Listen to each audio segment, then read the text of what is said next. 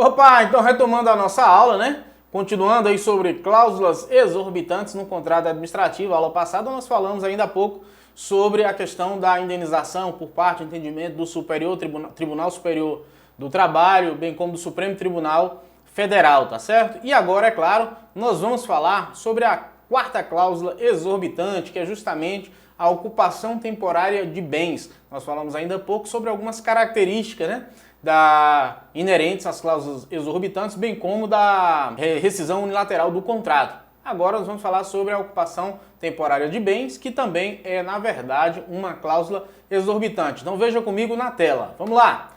Olha só, ocupação temporária de bens, né? Deixa eu só mudar para vocês. Nos casos de serviços essenciais, a administração pública poderá ocupar provisoriamente bens móveis, imóveis, pessoal e serviços vinculados ao objeto do contrato, na hipótese da necessidade de acautelar, veja só, acautelamento, né, para apuração administrativa de faltas contratuais pelo contratado. Eu falei para vocês que quando se tratar de faltas contratuais inerentes ao serviço público, Lei 8987 de 95, nós teríamos a figura da caducidade.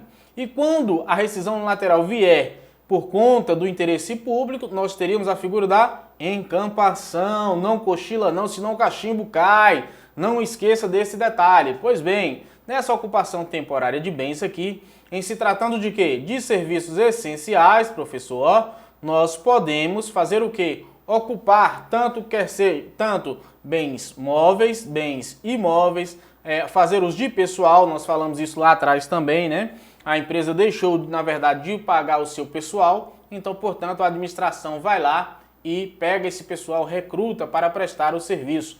E, de igual modo, os serviços vinculados também, né? Serviços que estão aí vinculados ao contrato ou ao objeto do contrato administrativo, tá certo? Então, portanto, isso decorre de quê? Decorre da necessidade de se acautelar, de se resguardar, né? Vem comigo. Eu não sei, não, tenho certeza que como o processo civil ele é de 2015, né, a alteração do novo código, a figura do Instituto das Medidas Cautelares, né, que acabou se extinguindo. Hoje nós temos tutela de urgência, tutela de evidência, e o processo cautelar, na verdade, ele tinha como propósito justamente assegurar aos litigantes, ou ao litigante que assim pleiteassem, um resultado, uma eficácia desse processo, né, lá na frente. Então, portanto, você entrava com uma medida cautelar para que no prazo de até 30 dias você iria propor a ação principal, tá bom? Então, a cautelar aqui nada mais é do que resguardar o patrimônio público, tá ok? Então, portanto, é justamente nesse sentido que busca, né, esta ocupação temporária. Como eu falei para vocês, serviços essenciais, eles não podem parar, não podem ser interrompidos. E hoje, uma moral vivida, né, a gente está enfrentando aí a pandemia, tanto é que nós estamos aqui no online, né, eu confesso a vocês que eu nunca imaginei, sempre, como é que eu posso dizer, sonhei com a questão do online, da expansão da internet. Eu me lembro quando que eu retornei do Rio de Janeiro para cá, para a Bahia, a internet era horrível, né, em 2007. Eu tinha uma internet da Vivo, um modemzinho ruim que só, mas já tínhamos aí 10 anos de marco de internet no Brasil. O marco da internet, vocês sabem mais do que eu, foi de 97 para cá. Então, portanto, essa questão do não essencial, essa questão do que nós estamos vivenciando hoje se dá justamente por conta de que desta situação, dessa peculiaridade que nós temos, né? Então, o que é essencial, o que não é essencial, que se coloca em um decreto, o poder público vai, intervém no serviço essencial, libera os não essenciais, fecha os não essenciais, deixa o essencial, virou esta bagunça. Então, aqui nós estamos falando de serviços essenciais que são saúde, educação, assistência, né? A administração pública ela não deve, né, deixar de lado, digamos assim, ou interromper, dar uma solução de continuidade para este serviço, porque são serviços essenciais, como eu falei. Não pode se fechar o hospital. Imagine você chegar na sua cidade, precisar do hospital e não ter. Ora, é muito complicado, não é verdade? Então, portanto, os serviços essenciais, eles não podem sofrer solução de continuidade, ainda que para tanto haja necessidade da administração pública fazer justamente o que? O uso, como você pode ver na tela aí, ó, o uso de quê? Da ocupação temporária de bens do particular. tá certo? Então, portanto, para dar continuidade aos serviços essenciais, né, a administração pública vai fazer uso ou vai ocupar temporariamente os bens do particular. Até aqui, tudo certo, tudo tranquilo, sem maiores delongas, sem churumelas. Vamos adiante. Atenção, preste atenção. A ocupação temporária deve ser precedida de processo administrativo. Há a necessidade de termos aqui, ó, um processo administrativo, né, para que se faça a ocupação temporária. Gente, vem comigo.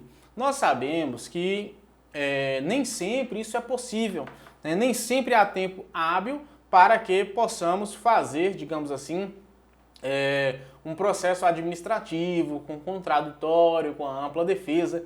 Existem medidas de urgência que devem ser executadas de imediato. Então, portanto, nesse caso aqui, né, na ocupação temporária, e se houver tempo hábil, aí sim a gente vai fazer o processo administrativo. Por outro lado, quando não há o tempo hábil suficiente, né, aí a administração pública vem e age de forma direta, de forma concreta, autoexecução, dá uma autoexecutoriedade, digamos assim, ao ato administrativo. A ocupação temporária deve ser precedida, é claro, deve ser precedida e não é facultado, né, a processo administrativo.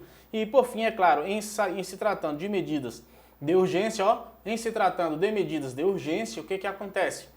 Você pode, enquanto administração, agir no sentido de se acautelá-lo, no sentido de agir dentro da prudência, né, sem que haja excessos, na verdade, para poder executar ali ou executar aquela determinada, eu quero falar faxina, porque lá no quartel, quando a gente falava de serviço, né, nós nos referíamos à faxina. Então, para que a administração possa executar aquela faina, né, aquela faxina ali, ou seja, cumprir a sua missão, sem que haja necessidade de se aguardar um processo administrativo. Isso deve ser feito com bastante cautela, porque na verdade a regra é a do processo administrativo e se houver excesso, é claro, a administração pública ela irá responder por conta deste excesso. Então, ajam com cautela, tá bom? Deve ter o processo administrativo? Sim. Se não der tempo, a medida de urgência, né, a retirada, por exemplo, de uma forma coercitiva, digamos assim, em estádio de guerra, né, a administração pública ela vai adentra na propriedade do particular, ali se instala, na verdade, no sentido de prestar um serviço à nação. O interesse público naquela ocasião, né, ele se sobrepõe ao interesse do particular. Beleza? Tudo certo? Pois bem, gente, então vamos lá, vamos seguir adiante. Quinta cláusula exorbitante, aplicação de penalidades. Olha só, a administração pública pode aplicar penalidades ao particular. Como assim?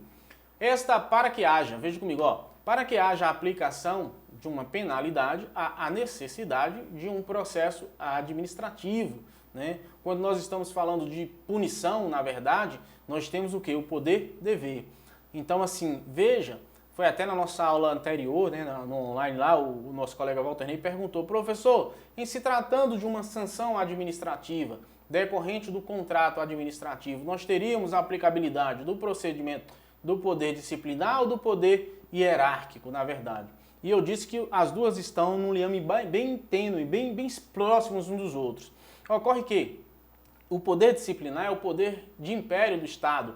Né? O Estado ele tem a possibilidade, na verdade, de sancionar, decorre da incidência desse direito público. Então, portanto, esse poder disciplinar decorre de um poder de império. E quem tem contrato com a administração pública, ele deve o quê? Estar sujeito a estas penalidades, sujeito a esta sanção. Então, portanto, é o poder disciplinar. Se eu, empresa, estou ali, na verdade, atuando de tal forma, no sentido de agir ou de cumprir com o meu papel, se houver alguma sanção, há sim a incidência desse poder disciplinar. De igual modo também, eu posso entender, de uma linha, digamos assim, mais transversa, nós teríamos também a questão do poder hierárquico. Por quê? Porque dentro desse processo administrativo, né, há aquilo que nós chamamos de hierarquia, né? Cabe um recurso. Quando nós estamos falando de um processo administrativo, que é decorrente desse contrato da administração, enquanto eu, particular, eu não sou um servidor, mas em tese,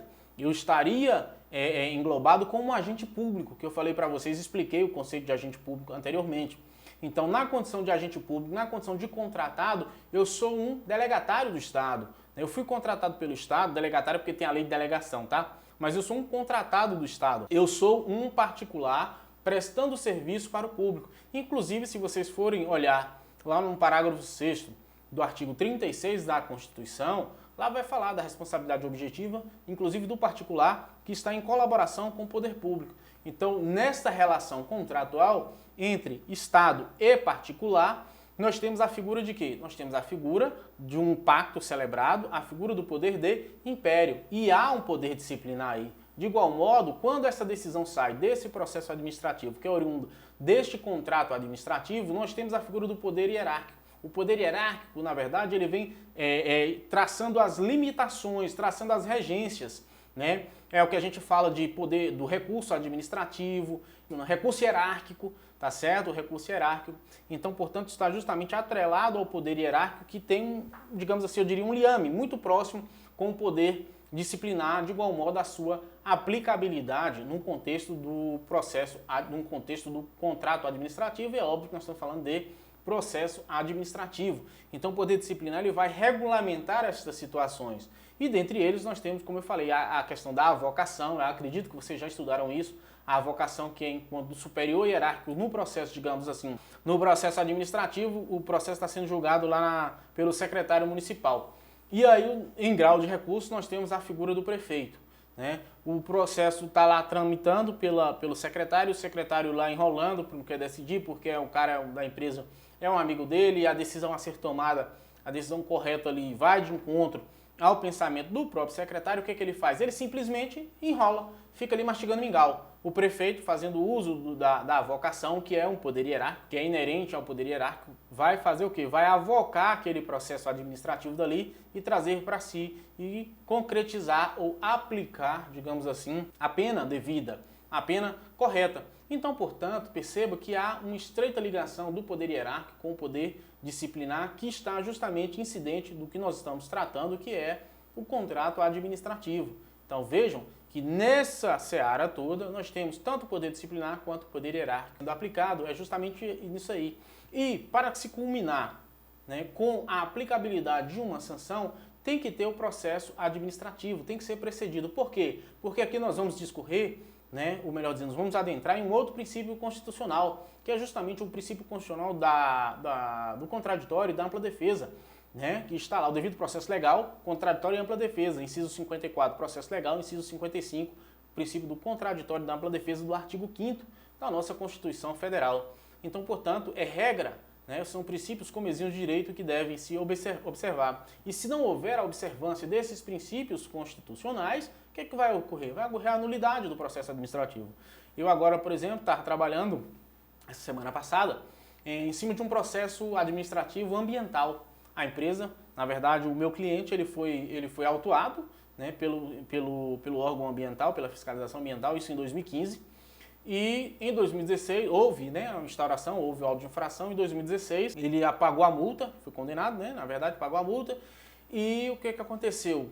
Houve o arquivamento, ele foi notificado desse arquivamento. Quando é agora, em 2020, né, e eu já busquei as informações por conta de um questionamento do Ministério Público Estadual, esse cliente, o Instituto de Fiscalização, foi lá novamente e multou, né, o meu cliente. E colocando a data de 2020. O auto chegou agora em 2021, fevereiro agora, daí ele me procurou. Então, assim, veja que houve um processo administrativo anteriormente, houve um contraditório ampla defesa, houve uma decisão, a qual ele pagou a multa, né, ele foi multado, na verdade, houve um embargo temporário e o processo arquivou. Então, vejam que lá agora em 2020, né, 2020 foi ontem, né? Em 2020 ele foi autuado, aspas, novamente, a pessoa foi lá, o instituto, né? O instituto que o órgão fiscalizador foi até o local, verificou que estava lá e em 2021, para atender, a meu ver, com devido respeito, o anseio do Ministério Público, multou, e uma multa muito mais pesada, muito mais severa. Veja que nesse caso aqui, eu entendo que houve que bis in idem, mas dentro de um contexto de um processo administrativo. Eu tracei como linha de defesa, Eu estou ainda, está no prazo para fazer essa defesa, mas a linha traçada aqui no processo administrativo foi justamente que houve uma violação do princípio do contraditório da ampla defesa. E por quê? Porque na Lei 10.431 do Estado da Bahia, é aqui no Estado, né? É aqui no Estado, então o que é que acontece? Lá fala das sanções previstas. Então, quando eu estou falando de sanção prevista, eu já venho o quê? Com um processo. Ocorre que, no dia, agora em fevereiro, no dia mesmo dia do auto de infração, né, já houve o auto de infração, já houve a aplicação da multa. Então, ora, a multa é o quê? Multa é sanção, multa é uma pena. Qual foi o processo administrativo? Ah, não, mas eu já estou te multando, né, por conta do auto de infração.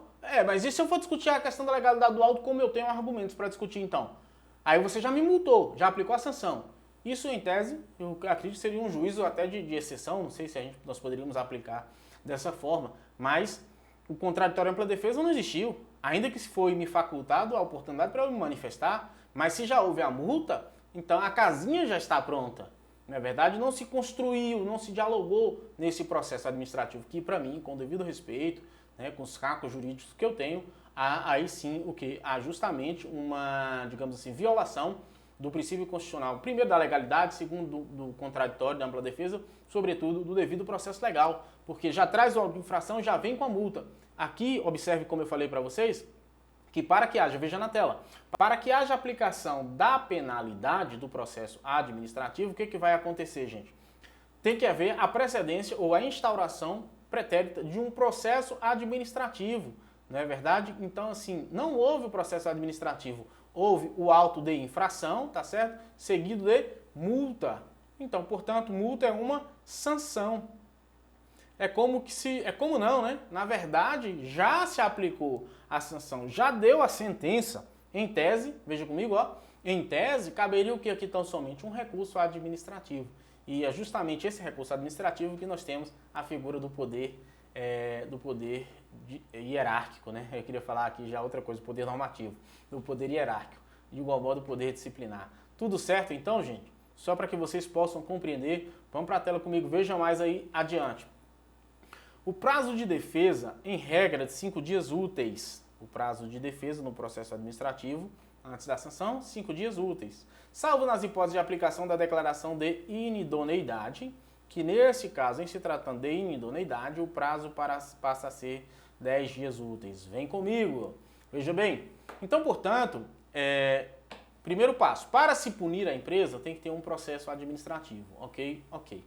O prazo a ser oportunizado para a defesa é de 5 dias úteis. Se você perceber, você enquanto administração, percebe que aquela conduta praticada pelo contratado é uma conduta ensejadora de reprimenda como crime, é uma conduta tipificada como crime, nesse caso, o que vai acontecer? Se é tipificada como crime, em tese, nós poderíamos aplicar aí uma sanção de inidoneidade desta empresa. E aí, portanto, o prazo para que a empresa possa fazer essa defesa é um prazo mais, digamos assim, maior, né? Um prazo mais dilatado para que ela possa justificar, arrumar documentos e apresentar a sua defesa. Então, portanto, se for uma defesa mais simples, né, são 5 dias úteis. Se a conduta praticada for uma conduta mais gravosa, inclusive ensejadora de reprimenda ou tipificada como crime, podendo ensejar numa inidoneidade, que está se apurando ali, então, portanto, aí serão 10 dias úteis. Quero te lembrar o seguinte, que em se tratando de processo administrativo, nem todo processo administrativo, nós estamos falando de contrato administrativo, processo administrativo, mas tenham cautela porque nem todo estatuto prevê a questão dos dias úteis. Assim como na esfera processual, você como advogado tem que ter atenção da aplicação daquele instituto ao qual você está trabalhando, porque cada instituto tem a sua especificidade. Como assim, professor? Eu vou levar lá para o direito tributário. Por exemplo, na lei de execução fiscal, quem não lida muito com ela, acha o seguinte, a regra do processo civil é que quando eu recebo uma citação, eu tenho 15 dias úteis para poder oferecer a defesa do meu cliente. Esses 15 dias úteis, na verdade, ele vai surgir quando? Ele vai passar a fluir a partir do momento em que o mandado, né, que a ordem judicial foi cumprida, foi juntada nos autos, ok? Ok. Por outro lado, em se tratando de uma execução fiscal, lei 6830 de 80, o prazo para oferecimento de bens, não vou nem entrar no prazo dos embargos não. o prazo para oferecimento de bens são 5 dias. Beleza? Beleza. Só que, na verdade, ele vai passar a fluir a partir da assinatura do mandado e não da juntada. Então veja que há uma diferença entre a regra geral, processo civil, e a regra do instituto específico ao qual eu estou falando. Assim como isso que nós estamos comentando aqui, por que o professor está falando da atenção que você deve ter para com isso? Porque, na verdade, no processo administrativo, a regra aqui, como nós estamos falando, de contrato administrativo, dias úteis. Mas você pode, como eu peguei, por exemplo, nessa questão do ambiental, a qual eu me referi há pouco, que o prazo lá são dias corridos. E não a partir da juntada. Não se aplica a regra do processo civil. Então, veja que a legislação ela traz de forma específica. Quando vocês forem atuar, atuem como? De que forma? De uma forma centrada, façam uma leitura e tenham atenção quanto à questão de prazo, gente. Principalmente para quem advoga. Porque o advogado ele não pode perder prazo. Você vê juiz extrapolando prazo para sentenciar, você vê juiz extrapolando um prazo para entregar um parecer, tá certo? Mas se você, enquanto advogado, perder um prazo para uma contestação, para uma manifestação, você causa um dano muito grande para o cliente. Que inclusive saiu uma decisão recente do STJ, a perda de uma chance, em que condenou um colega, um advogado no caso, a pagar uma indenização atrelada aqui ao fato de que ele não interpôs os embargos, né, ou perdeu o prazo, melhor dizendo, para poder embargar uma decisão. É óbvio que é uma discussão bem ampla, porque assim, enquanto eu advogado, eu tenho que saber se é viável ou não embargar, que medida tomar, o que é mais conveniente para o meu cliente. Então, nesses casos específicos, nós temos que ter bastante atenção com relação a prazos.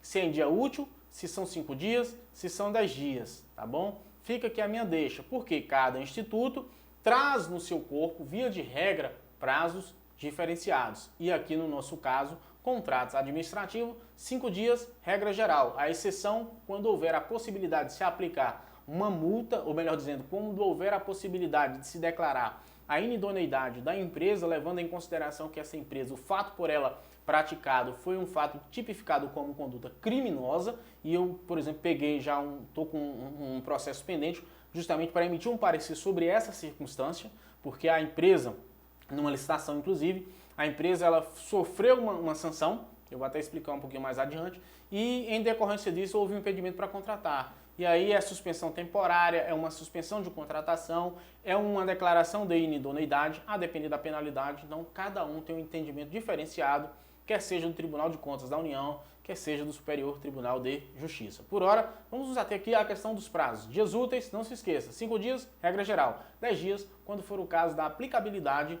né, da declaração da inidoneidade, ok? Pois bem, então vige aqui o princípio da proporcionalidade, ou seja, tem que haver uma proporção, não pode ser desarrazoado, né? Vem comigo, ó. Princípio da proporcionalidade com relação à aplicabilidade da sanção, bem como do prazo de defesa. Nada mais justo. Se nós estamos falando aqui de um processo mais singelo, não é que um se sobrepõe ao outro, mas se estamos falando de um processo mais simples ou de uma pena mais branda, né, o prazo ele pode ser encurtado. Por outro lado, quando nós estamos falando em inidoneidade e a extensão da aplicação dessa conduta decorre de um ato tipificado como crime, a administração tem que se ater a isso, tem que ter a cautela. É por isso que tem que ter um prazo maior. É por isso que há uma aplicação do princípio da proporcionalidade. Beleza? Tudo certo? Veja comigo então, vamos para a tela, vamos ver mais adiante. Uma advertência, ou seja, nós estamos falando de uma aplicação de penalidade e agora falaremos sobre a pena advertência. É uma pena bem singela, correto? Pois bem, a advertência, na verdade, diz que, veja comigo, se por escrito para sancionar infrações mais leves, olha só, nós estamos fazendo uso aqui do princípio da proporcionalidade. Então, portanto, se ela é uma pena mais branda, ela tem que ser o quê? Mais leve. Deixa eu apagar porque não ficou legal essa paradinha aqui. Pronto, então, portanto, em se tratando de uma advertência, tem que ser por ser uma pena mais leve, em tese o prazo nós vamos utilizar esse daqui, ó, 5 dias úteis, o prazo para a defesa, e ela tem que ser praticada pelo particular contratado, tá certo? Como forma de sanção. Se você faz uma advertência, somente uma advertência verbal, isso vale, Arnaldo? Não. Por quê? Porque a própria lei, o próprio instituto, diz que tem que ser uma advertência, tem que ser por escrito, certo?